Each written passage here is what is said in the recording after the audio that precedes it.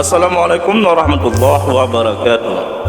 Bismillahirrahmanirrahim. Allahumma shalli ala sayyidina Muhammad wa ala alihi wa sahbihi ajma'in. Kembali lagi di channel Pena Mahabbah. Pada kali ini kita akan membahaskan kisah malaikat Israel yang mengalami kesulitan mencabut nyawa orang mukmin.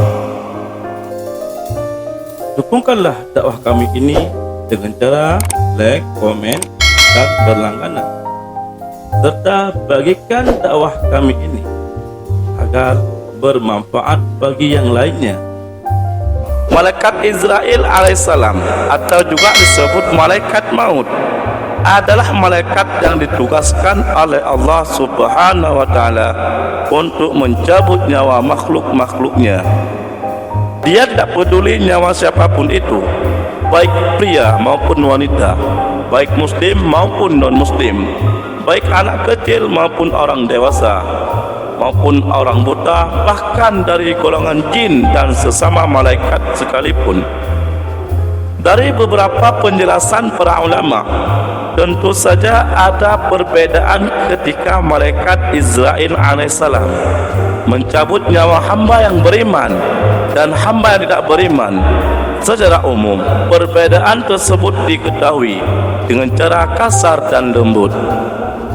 Namun, dari beberapa riwayat dalam kitab kuning dijelaskan bahwa malaikat Israel alaihissalam sendiri pun pernah merasa kesulitan ketika mencabut nyawa orang mukmin, sebagaimana yang diriwayatkan dalam kitab-kitab yang lain. Suatu kisah ketika malaikat Israel alaihissalam akan diperintahkan untuk mencabut roh orang mukmin, maka roh itu berkata, "Aku tidak akan taat kepadamu selama kamu belum diperintahkan untuk mencabut rohku." Malaikat maut pun menjawab, "Aku telah diperintahkan untuk melakukan itu." Roh itu masih saja mengalak dan meminta malaikat Israel untuk menunjukkan pertanda ataupun bukti bahwa dia telah diperintahkan. Roh itu pun berkata, "Sesungguhnya Tuhanku telah menciptakanku dan memasukkanku ke dalam jasadku, dan bukan kamu yang melakukan itu. Lalu sekarang kamu ingin mencabutku." Mendengar penolakan ruh, malaikat Israel alaihissalam pun kembali kepada Allah Subhanahu wa Ta'ala karena itu dan berdiam tanpa kata. Lalu Allah Subhanahu wa Ta'ala berkata, "Cabutlah ruh hambaku. Sesungguhnya hambamu berkata seperti ini dan begini, dan dia meminta bukti dariku." Lalu Allah Subhanahu wa Ta'ala berkata, "Benar apa yang dikatakan hambaku."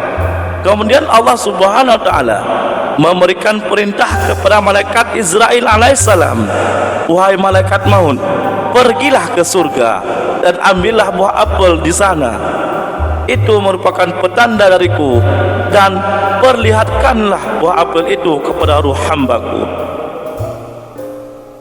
Malaikat Israel pun pergi ke surga yang telah diperintahkan. Dia mengambil buah apel itu dan terlihat jelas di atas buah apel itu tertulis Bismillahirrahmanirrahim.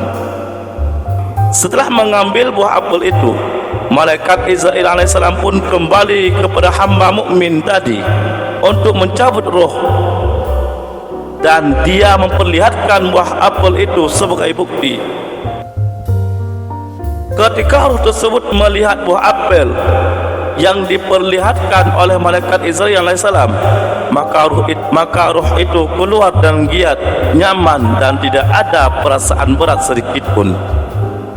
Sedangkan dalam riwayat yang lain dijelaskan bahwa ketika Allah Subhanahu wa Ta'ala menghendaki untuk mencabut roh dari tubuh orang mukmin, maka malaikat Israel alaihissalam mendatanginya dari mulut. Namun keluarlah zikir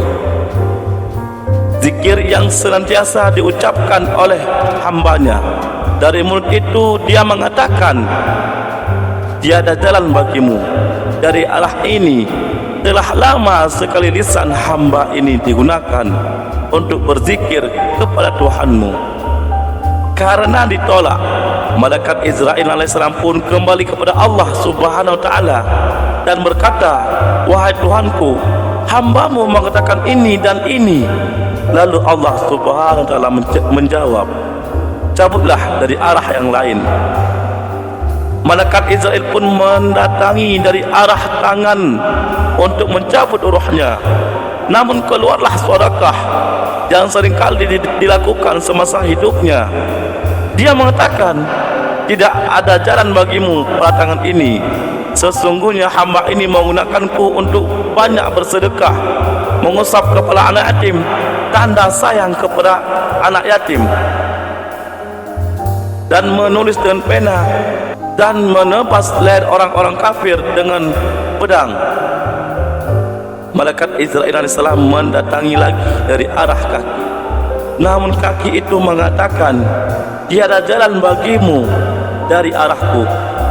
Sesungguhnya hamba ini menggunakanku untuk berjalan menuju salat jamaah, menjenguk orang sakit, majelis ilmu, dan belajar. Malaikat maut pun kembali datang dari arah telinga. Namun telinga itu berkata, tiada jalan bagimu dari arahku. Sesungguhnya hamba ini menggunakanku untuk mendengar Al-Quran, azan, dan berzikir. Malaikat maut pun datang dari arah kedua mata. Namun kedua mata itu berkata, tiada jalan bagimu dari arah kami. Sesungguhnya hamba ini menggunakan kami untuk melihat mushaf, wajah ulama, wajah kedua orang tua, dan wajah orang-orang yang soleh dan solehah. Merasa tak ada jalan untuk mencabut ruh orang mukmin tersebut. Akhirnya malaikat Israil alaihissalam kembali kepada Allah subhanahu wa ta'ala untuk memohon petunjuk dan berkata, wahai Tuhanku, sesungguhnya hambamu mengatakan ini dan begini. Allah subhanahu wa ta'ala pun menjawab, wahai malaikat maut, tulislah namaku pada telapak tanganmu dan perlihatkanlah kepada ruh hambaku sehingga dia mengetahuinya. Malaikat Israel segera keluar lalu menulis nama Allah pada telapak tangannya. Dia kembali kepada orang mukmin tadi.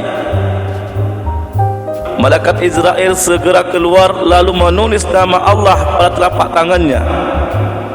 Dia kembali kepada orang mukmin tadi untuk mencabut ruhnya dan memperlihatkan telapak tangan yang tertulis nama Allah kepada ruh itu.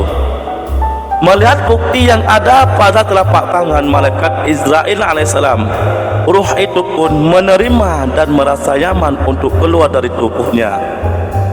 Keluarlah ruh itu karena berkah nama Allah, sehingga hilanglah pahitnya waktu nazak dari tubuh ruh tersebut. Untuk itu, mengapa ruh mukmin terlepas dari tubuhnya dalam keadaan nyaman dan tentram? Tentu karena tertulis di hatinya nama Allah sesuai dengan firman-Nya. Maka apabila orang-orang yang dibukakan Allah hatinya untuk menerima agama Islam, lalu ia mendapat cahaya dari Tuhannya, sama dengan orang-orang yang membantu hatinya. Quran Surat Ad-Dumar ayat 22. Jika ruh itu keluar dari tubuh dengan nyaman dan tentram, tanpa ada rasa pahit di waktu naza'ah, maka sudah bisa dipastikan akan hilang darinya siksa dan kesulitan-kesulitan di hari kiamat. Hal ini dikarenakan memang hatinya terukir nama Allah subhanahu wa ta'ala dan selalu mengingat kepada Allah subhanahu wa ta'ala.